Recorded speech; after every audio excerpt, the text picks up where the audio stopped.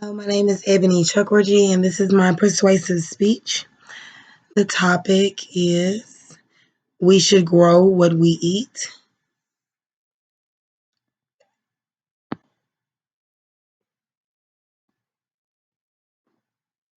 I am here to discuss the need for people to grow their own food.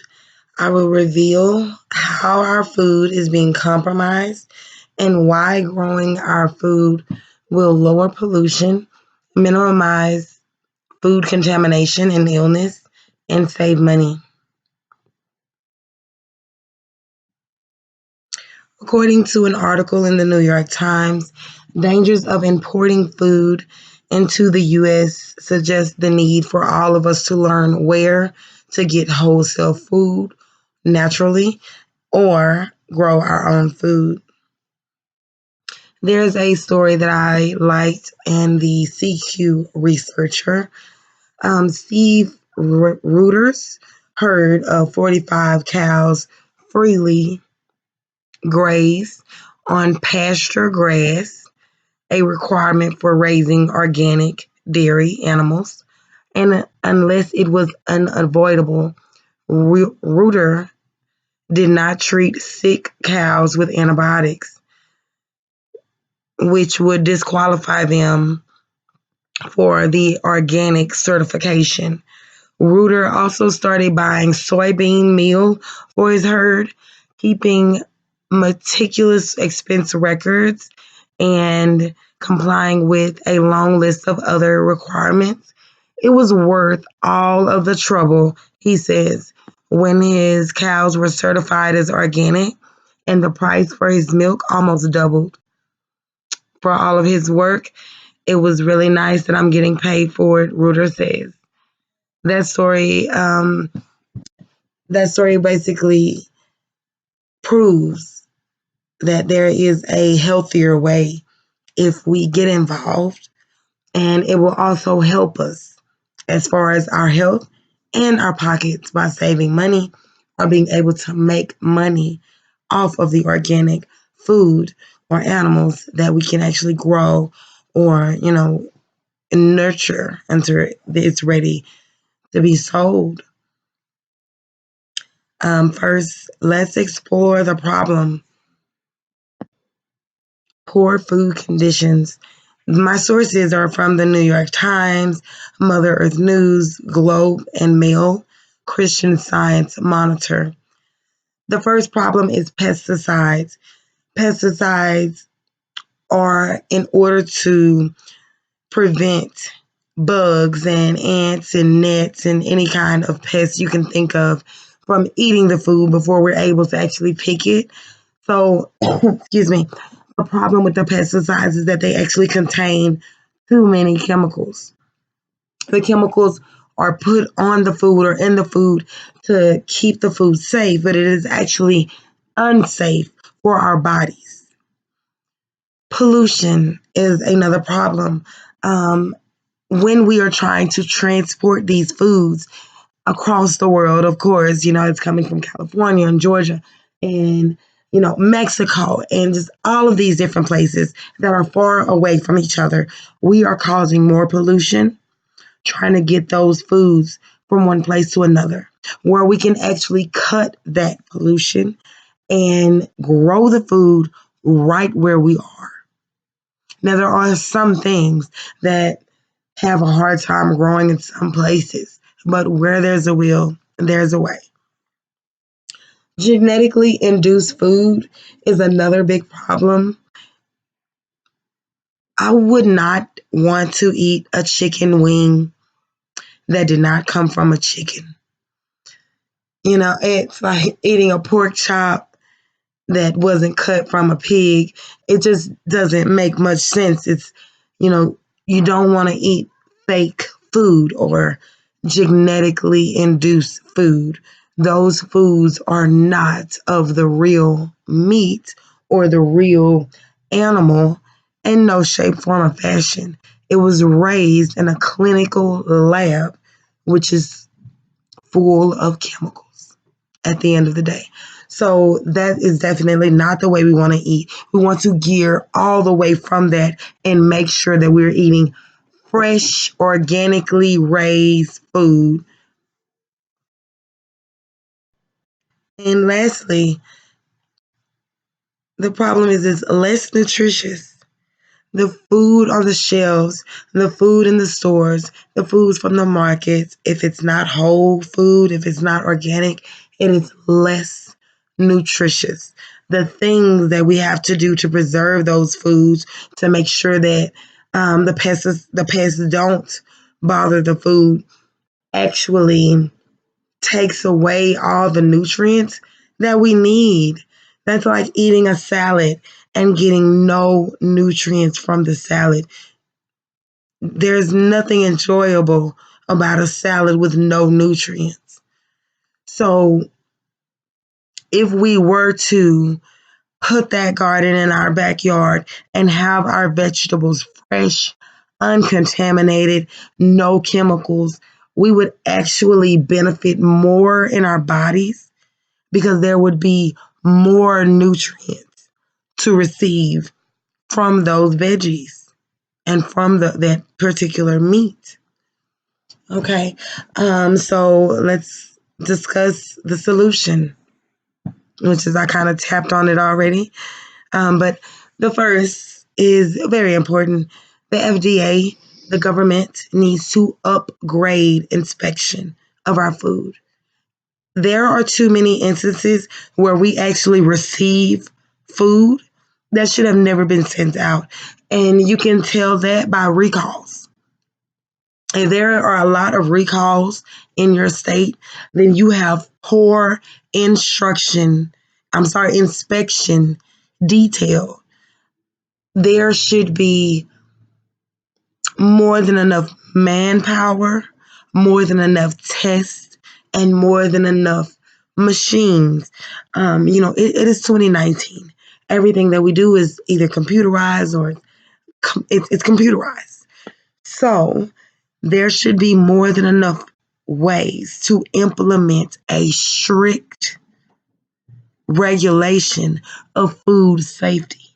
If there are not enough humans, we should be able to make enough technology in order to make sure the food is safe before it gets to the shelf. Gardening, excuse me, gardening will skip the middleman. Gardening allows us to take the control back, know what we grow, know what our food is being injected with, if anything, to know what we are feeding our children. When we buy food, again, out of the vegetable section, that food has been treated in so many different ways. The nutrients are simply not there. So, in order to know that you're giving your children the most nutrients possible without needing vitamin supplements and things of this sort, is to grow their veggies. Simply make sure you know that their food has not been tampered with. They will have a longer life receiving the better nutrients opposed to receiving none at all or just the vitamin supplement. Composting. Hard work. Okay. Hard work won't play like, it's easy to do, but it will save the world. It will actually give us a safe alternative to pesticides when we are trying to garden and build our own food chain instead of having to go to the store and buy it. Composting saves those extra coins that you spend on those chemicals that aren't good for your body. If you use your compost to keep away the pesticides, it will, it'll just simultaneously work within itself to grow the food better with more nutrients, with less chemicals, and keeping away pests. Non-toxic methods. Of course, we have the greenhouses that are some of the best ways, to make sure that your garden is non-toxic or that your food is being grown in non-toxic environments. What the greenhouse does is shelter it from the weather, of course, and also those nasty pests. So you won't have to worry so much about using pesticides or compost if that's just not your thing. Another way is the type of planting. Of course, we all know about the flat on the ground planting, but there are shelf planting. There are ladder planters. There's different ways to make sure that your garden is non-toxic, which are the best ways for our body and our nutrients in those vegetables. Finally, we need to act. I can discuss a few things of, the progress that we've actually made to stop this issue. And it started with the FDA. The food and safety regulations were raised in 2018. There are more tests being implemented. There are more scientists coming up with different ways to make sure that any contaminated food is recognized and disposed of properly. Well-funded inspection process, which also comes from the government. If we have no funds for these companies, for the technology, for the scientists to look further into research further, if there's no funds for that, it won't happen. So the funds, the donations, it is definitely important. It is necessary in order to make sure our food is being treated the way it needs to before it makes it to the food, to the shelves, excuse me. Establishing more bio-monitoring programs. Again, it's the government will help implement the bio-monitoring programs because that, again, takes funding, it takes scientists, it takes technology, it takes tests, it takes time. And we actually don't have a lot of time, but we have a lot of resources. So if we put those into effect, the issue can be resolved sooner than later. Today we have discussed why we should grow our food in poor food conditions, growing our food and the process thus far.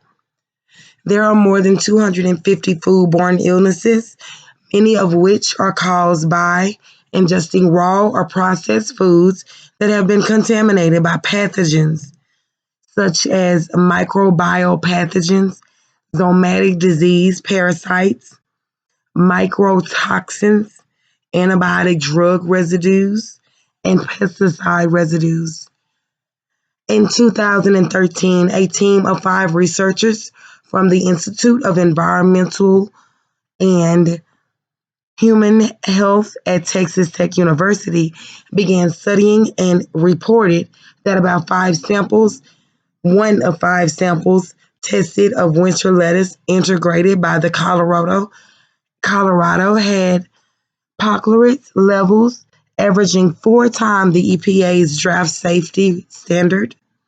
This issue was caught by those extra resources that I was speaking of, and that issue was dealt with appropriately and quickly to where there were no incidents of toxins being ingested by any humans in that area.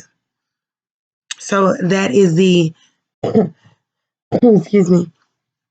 That is the diligence that I am calling for. That is the determination to make sure that this simple problem does not continue to happen. Thank you so much for your time and for your listening ears on this matter. My work cited is posted below in the comments to avoid plagiarism. Thank you so much, and you have a great evening.